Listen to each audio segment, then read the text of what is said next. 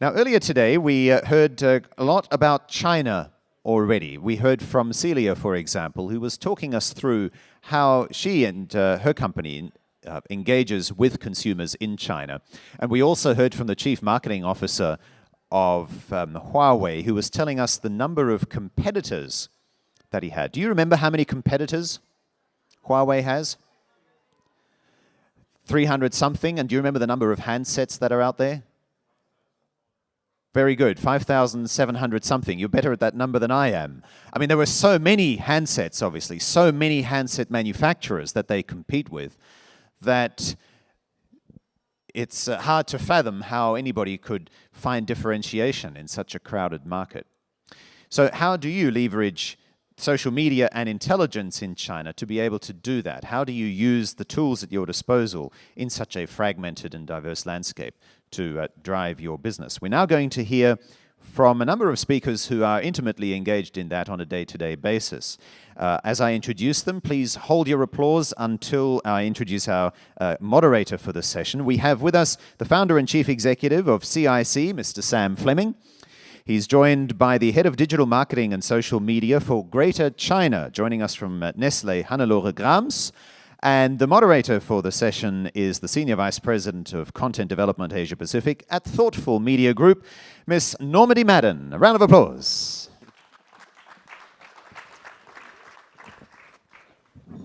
Okay, thank you very much.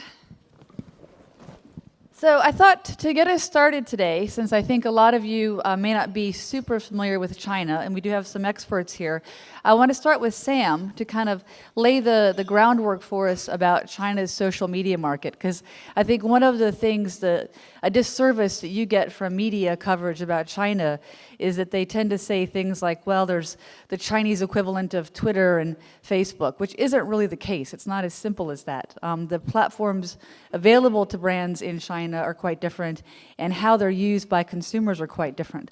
So Sam, let's start with you just to give us kind of a lay of the land.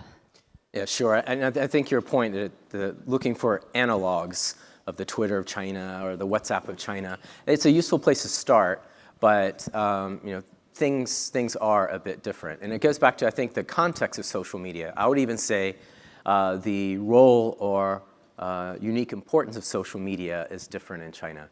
I mean, I think stepping back for a second, if you look at in terms of entertainment in China, now things are getting much better, but I can say my 15 plus years living in Shanghai, the mainstream entertainment is not as entertaining as perhaps it could be in other markets, getting much better, especially with online videos. But the entertainment is not as entertaining. The information, it's more limited. It's not as trusted. I'm talking about more traditional sources of information like news or even online news.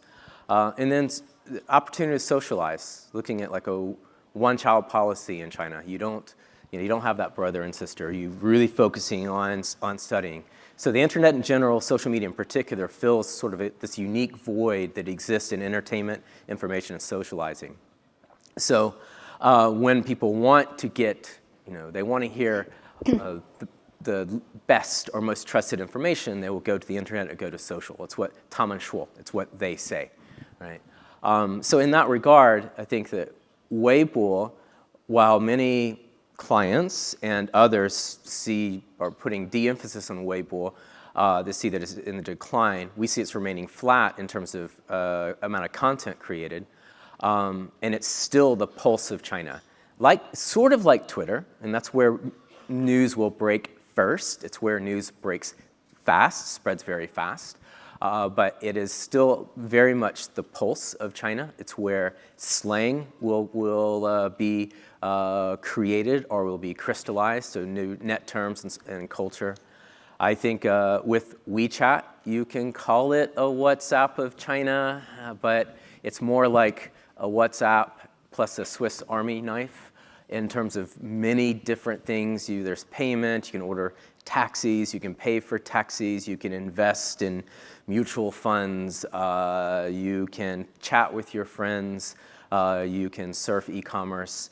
So that is becoming a unique universe, and the public accounts there are sort of like the magazines. The new type of magazines are increasingly important for advertisers. So Weibo, WeChat, we see mobile social forums. So sites like Lama Bang, means spicy moms, about younger moms getting together and discussing how to raise kids. Other platforms dedicated to fashion, to beauty, all these sort of BBS sites, but are on mobile or mobile only. So there are analogs, but we think that it's important to really have a on-the-ground perspective of what these platforms mean for consumers or for netizens, ultimately for brands.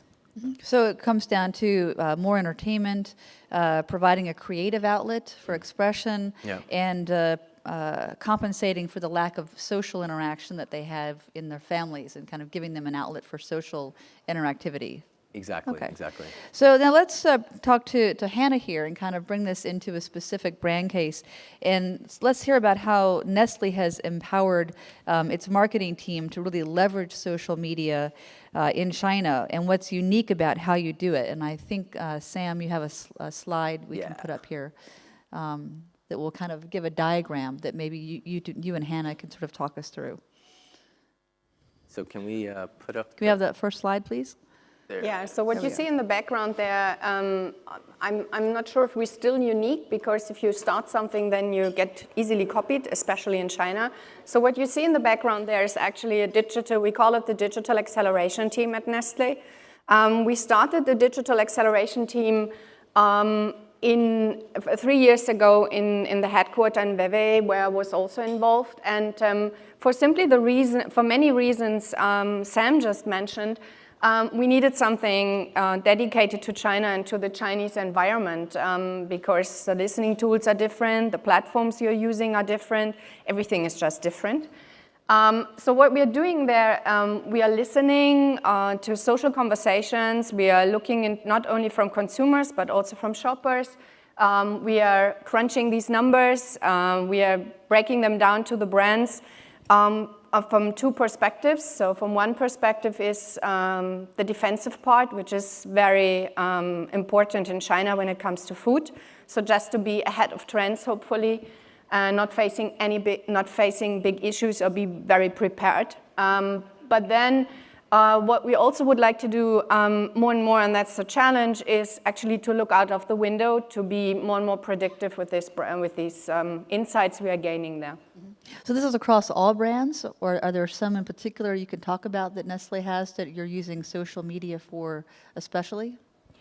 The defensive part runs across all brands, and also for the proactive listening, like we call it, it also runs across all brands. Of the brands we are mostly engaged, or which are mostly engaged on social media, almost all our brands have social touchpoints.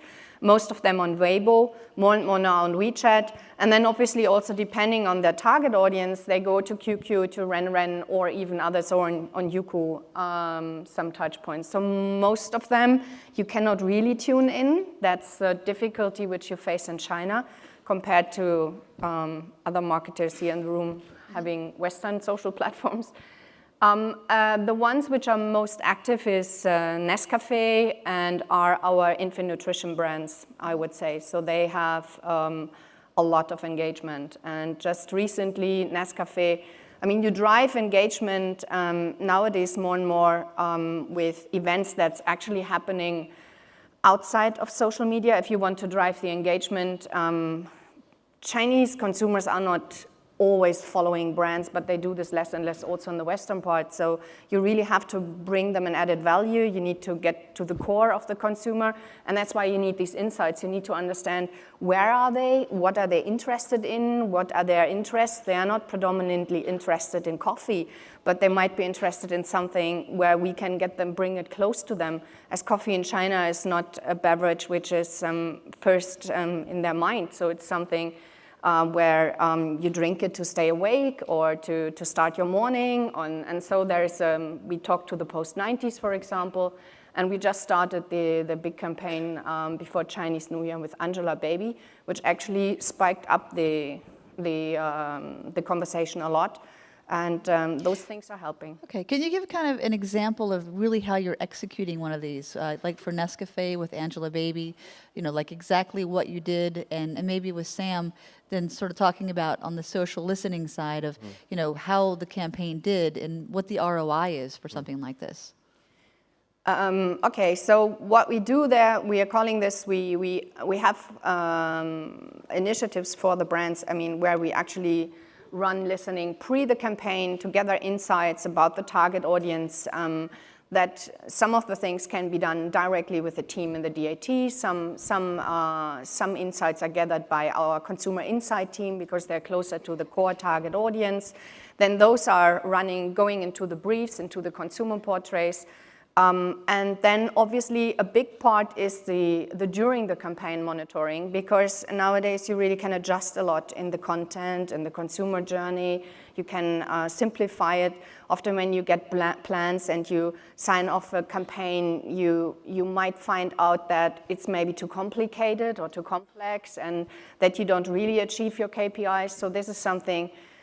Not only the listening data, but the listening data together combined with other data can actually help you. So we are driving regular meetings, which we have together with Sam's team in the DAT and the brand team, where we actually, during the campaign, especially when it starts, we look a lot into the results and are we achieving the KPIs? Do we have to modify something? And then, of course, we do post-analysis. So we then, immediately afterwards, we would like to get the learning, which then reflects and gets into the next, into the next brief. That helps the ROI. Yeah. So I see the process here, but can you give an example of kind of the creative behind one of these campaigns? What does it look like? How do you engage consumers? And, how do you is there an interactive element to this? Because one of the things that digital allows with phones and computers, these are very personal devices, is to interact. So I'm just curious if you can talk about the creative of like something around like Chinese New Year, for example. Yeah. We are not creating in this team there, but we are actually helping them, the brand teams and the agencies. In other markets, they do create in this team. But what we did, for example, last year is there was, we could find out while we were actively listening, we could find out there was a spike on Mr. Gold. And Mr. Gold, I think, is part of one of these Korean soap operas. So everybody was on it, and it was our target audience. And you might know we have a product called Nescafe Gold. So immediately the brand team was talking. We delivered this information to the brand team. Then the brand team was talking together with them. We were talking with the agency, and they came up with a campaign, which some activation, some call to action, some engagement. And it's like a surfer. You ride on a wave, and it can bring you up wonderfully far and wide. You can only also fall off immediately. Mm-hmm. In this case, we were actually riding quite far, and it actually got us, we got a lot of engagement, a lot of influencers, which is important, took it up and were talking about this. And so it was even combined with an e-commerce promotion, so it really helped a lot. But that's then something you do, I don't know, it's an activity of 3 weeks, of 3 days or something, so it's very short, so you need to be always there to find the next one and the next spike and the next peak. And not everything is a success, I'm frankly saying. So sometimes you can really drive more engagement, and on another time you're less successful. But that's how it is, and that's the beauty and sometimes also the burden of this. Mm-hmm. Okay, Sam, do you want to add? Yeah, I just want to add to that. I think that we've built these type of quote unquote command centers or listening centers for a number of clients in China and now building outside of China. But I think one of the differences that for key success factors for clients, because you can build this facility and it looks beautiful. It's very impressive. You could bring VIPs in and everyone is like, oh, this is beautiful. And it's a lot beautiful eye candy. But we've built facilities that become ghost towns, where nothing happens. You bring VIPs in a few times a year, that's just to show that you are digital or that you are social, and that's it. Whereas companies like Nestle and others, one of the key success factors is they link the social or digital intelligence to business questions, right? So whether it's reputation monitoring, I mean that's a very basic but obviously very important one. That's a key business question. There's others like consumer foresight. Like Hani mentioned, that the consumer insights team, they will listen to consumers about coffee habits or morning habits before they do a focus group. Or some clients will do it instead of doing a focus group. And that informs not only a social media strategy, it actually informs an overall communication strategy. So there's consumer foresight for new product development. Of course, you can measure your performance, whether it's brand performance or whether it's campaign performance. New communication strategy, Angela, baby, is that a really effective key opinion leader? The quality of the fans, the engagement of the fans, that's another business application. Of course, e-commerce now, DAT and others have access to real-time consumer feedback about products, right? Which can inform your e-commerce strategy. So it's not just, I think if it was just about creating a social media campaign with more buzz, that's all it did, I think it's rather limited. But being able to link it to core business questions and business decisions, including but not limited to social, is where we see clients that do that have a greater success in actually making use of such impressive investments.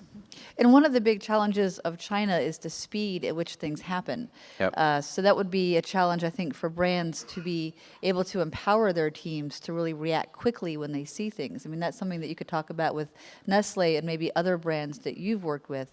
Is part of the challenge here empowering, the local team to really be able to act quickly, to respond to things that come up? Exactly, especially when it comes to pre-insights, because when you follow the post-90s or the post-80s, which is a huge difference in their behavior on social and on social media, their behaviors are changing, and you really need to follow them. When you have a campaign which is running over several months, I mean, by the planning phase and everything, we know that takes 6 months, even more ahead of it. So by the time you're actually there, some events might have been out there and something might have grabbed the attention of this group where you actually need to go into. That doesn't mean you have to change your entire campaign, but you need to always have an adaptiveness and the flexibility. You need to be quite agile, which is not easy in a corporate company like Nestle, which is quite a big ship, when the decisions are not always being taken so quickly. But we're really pushing it very hard, and we try to together to positively influence and come up with results and with facts that then drive to different results again. Yeah, this isn't necessarily about PR crisis and being defensive. I mean, one great example is last year during the Super Bowl when Mondelez for their Oreo brand kind of got in there on Twitter when the power went out during the Super Bowl and created quite a sensation. They had to act very, very quickly within seconds, and that isn't easy for big companies to do. Well, it means actually that for that special, and that you need to be prepared for something like this, and you need to have the right people. You need to have a regulatory, legal, brand team, agency. You have to have all these people for such kind of an event. You have to have them in the room or on the phone. Otherwise, you will not get that fast to those contents. And I think something like this, like the DAT or Command Center or whatever you want to call it, it gives you this what we're calling agile insight.